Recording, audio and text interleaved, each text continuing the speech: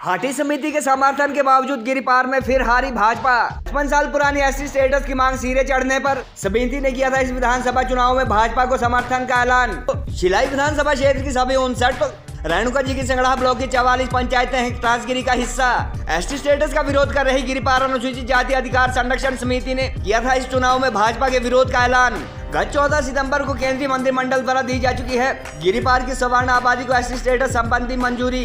केंद्रीय हाटी समिति के समर्थन के बावजूद गिरिपार के अंतर्गत आने वाले सबसे ज्यादा पंचायतों वाले विधानसभा क्षेत्र शिलाई व रेणुका जी में इस बार फिर भाजपा को हार का मुंह देखना पड़ा। 2017 के विधानसभा चुनाव में इन दोनों हलके में जीत दर्ज करवाने वाले कांग्रेस के हर्षवर्धन चौहान व विनय कुमार एक बार फिर यहां से विधानसभा पहुंचे। हालांकि जीत के मतों का अंतर बहुत ज्यादा नहीं है। गौरतलब है कि वर्ष 1967 में 7 लगते यूपी के बाबर चौसार क्षेत्र को एसटी स्टेटस मिलने के बाद से लगातार 150 के करीब पंचायतों वाले गिरिपार क्षेत्र के लिए अनुसूचित जनजाति दर्जे की मांग कर रही हाटी समिति ने इस विधानसभा चुनाव में भाजपा को समर्थन का ऐलान किया था और समिति अध्यक्ष डॉक्टर अमित चंद कमल के अलावा डॉक्टर रमेश सिंह, प्रदीप सिंह व कुंदन शास्त्री तथा रविंदर चौहान सहित कई समिति पदाधिकारी इस दौरान गाँव-गाँव में जन जागरण अभियान चलाकर लोगों को एसटी स्टेटस के फायदे भी गिनाते रहे। गत 14 सितंबर को केंद्रीय मंत्रिमंडल द्वारा पिछली जनगणना के मुताबिक गिरिपार की खास व भाट अथवा राजपूत ब्राह्मण जैसे स्वर्ण समुदाय की करीब 1,60,000 की आबादी को शेड्यूल ट्राइब स्टेटस संबंधी मंजूरी दी गई थी, जिसके बाद लोकसभा के वर्तमान शीतकालीन सत्र में भी समिति पदाधिकारियों के अनुसार यह बिल लाया व पास किया जाना प्रस्तावित है। विधानसभा चुनाव से पहले अपने सिरमौर विजिट के दौरान भाजपा के राष्ट्रीय अध्यक्ष जेपी नड्डा व गृह मंत्री अमित शाह द्वारा गिरिपार की स्वर्ण आबादी को जल्द एसटी स्टेटस दिए जाने का जिक्र होने के बाद इस मुद्दे को लेकर जिला में जमकर पोलराइजेशन भी हुआ था और सवर्ण भाजपा तो एससी वोटर का ध्रुवीकरण कांग्रेस की तरफ होता देखा जा रहा था। हालांकि भाजपा को इस पोलराइजेशन से भी कोई खास फायदा नहीं हुआ।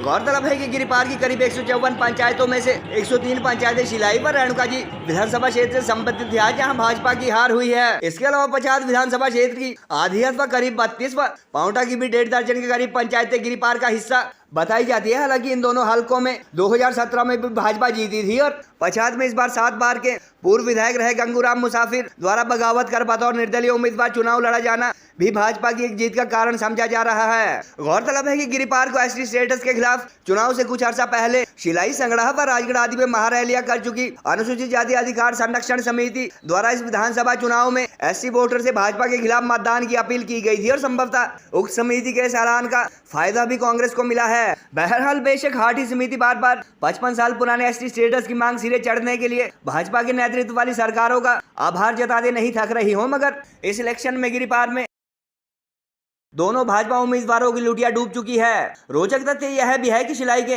भाजपा प्रत्याशी बलदेव तोमर मुख्यमंत्री जयराम ठाकुर के करीबी अथवा खासम खास होने के लिए वर्तमान प्रदेश सरकार के गत 5 वर्षों में काफी चर्चाओं में रहे और गिरिपार का मुद्दा सिरे चढ़ाने के लिए हाटी समिति द्वारा शिलाई के साथ साथ विकासखंड सगड़ा में भी विभिन्न स्थानों पर उनके नेतृत्व में धन्यवाद खुमड़ियां व थैंक्स रैलियां की गई थी। इतना ही नहीं, प्रदेश व जिला सिरमौर के सबसे दुर्गम क्षेत्रों में शामिल शिलाई में SDM office, BDO office, DSP अथवा एसडीपी ऑफिस व सिविल कोर्ट तथा अधिशासी अभियंता कार्यालय जैसे कई संस्थान भी वर्तमान प्रदेश सरकार के कार्यकाल में खुले हैं और यहाँ एनएच का निर्माण कार्य भी प्रगति पर है। मैं शिलाई क्षेत्र की जनता का धन्यवाद करना चाहूँगा।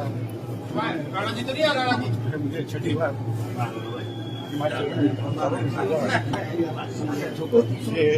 मेरी जीत नहीं है, शिलाई के कार्यकर्ताओं और बहुत कड़ा मुकाबला था, मगर हमने जो है वो संघर्ष किया, हमने जीत हासिल की है और जो इस आशा और कांक्षा और विश्वास से सिलाई की जनता ने मुझे जिताया है, मैं उनको विश्वास दिलाना चाहूँगा हम उनको पूरी करेंगे।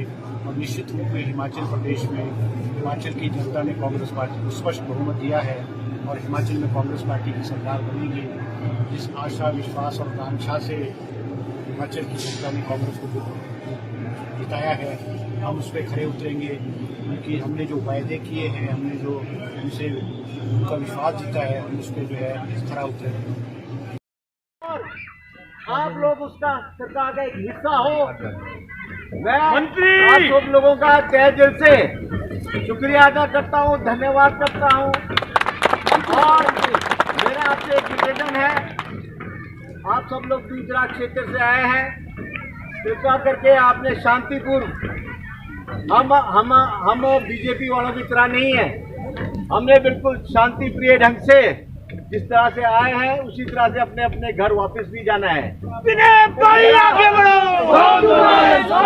आपसे निवेदन है कि यहाँ से हम सारे लोग पहले मेरे निवास स्थान खेगुआ में आएंगे, वहाँ से आप सब लोग रात्रि भोजन करके जाएं। मेरा आप सभी लोगों से निवेदन है। हाँ जी। सबसे पहले मैं देवी देवता शिव महाराज जी का जो आशीर्वाद मुझे मिला और साथ में मैं पच्छाद की जनता का बहुत बहुत आभार व्यक्त करना चाहूँगी। मैं बहुत ही आदरणीय हमारे बुजुर्ग युवा साथी, आदरणीय मेरी माताएं, आदरणीय मेरी बहनें, जिन्होंने भरपूर सहयोग अपना आशीर्वाद एक बारी पुनः मुझे दिया और एक बारी पुनः मैं जीत कर विधानसभा जाऊंगी। मैं तहे दिल से बहुत बहुत धन्यवाद करती हूँ और धन्यवाद करना चाहूँगी अपने सभी कार्यकर्ताओं का जिन्होंने दिन रात एक करके हमारे लिए बहुत मेहनत की। मैं तो कहूँगी ये जीत मेरी नहीं है, ये जीत हमारे असली कार्यकर्ताओं की है और दिल की गहराई उसमें अपने कार्यकर्ताओं का बहुत बहुत धन्यवाद करती हूँ। और धन्यवाद करना चाहूँगी माननीय मुख्यमंत्री जी का, जिन्होंने उपचुनाव में भी मुझे टिकट दिया, एक बार पुनः मुझ पर विश्वास करके एक बार पुनः पच्छाद से दूसरी बारी भाजपा से मुझे उम्मीदवार बनाया। आज जीत के मैं विधानसभा एक बार पुनः जाऊँगी। मैं शीर्ष नेतृत्व का भी बहुत बहुत धन्यवाद करती हूँ। बहुत बहुत देखिए, पोंटा के लोगों ने विकास के नाम को वोट डाला है। पिछले 5 साल में आदरणीय जयराम ठाकुर जी की सरकार के नेतृत्व में पोंटा विधानसभा क्षेत्र विकास में बहुत आगे बढ़ा। मुझे पोंटा के मतदाताओं का, बुजुर्गों का, माताओं का, बहनों का, नौजवानों का सहयोग और आशीर्वाद मिला और भारतीय जनता पार्टी के जो कार्यकर्ता, जो टीम है पोंटा में, उन्होंने बहुत बखूबी से काम किया। और मैं तो आज आपका भी धन्यवाद करना चाहता हूं, सभी का। आपका भी मुझे बहुत साथ मिला, सार्थक समर्थन आप लोगों ने मुझे दिया है और मैं पुनः पोंटा विधानसभा क्षेत्र के लोगों का कोटि कोटि धन्यवाद करता हूँ। सर, कहा जा रहा है थोड़ा डिसअपॉइंटिंग है कि प्रदेश में कांग्रेस बढ़त लिए हुए अभी तक सरकार नहीं बन रही। देखिए, जहाँ तक प्रदेश की बात है, ये डेमोक्रेसी है, प्रजातंत्र है। जिसको बहुमत मिलेगा उसकी सरकार बनेगी, बाकी जिसको बहुमत नहीं मिलेगा ओपोजिशन में बैठेगा।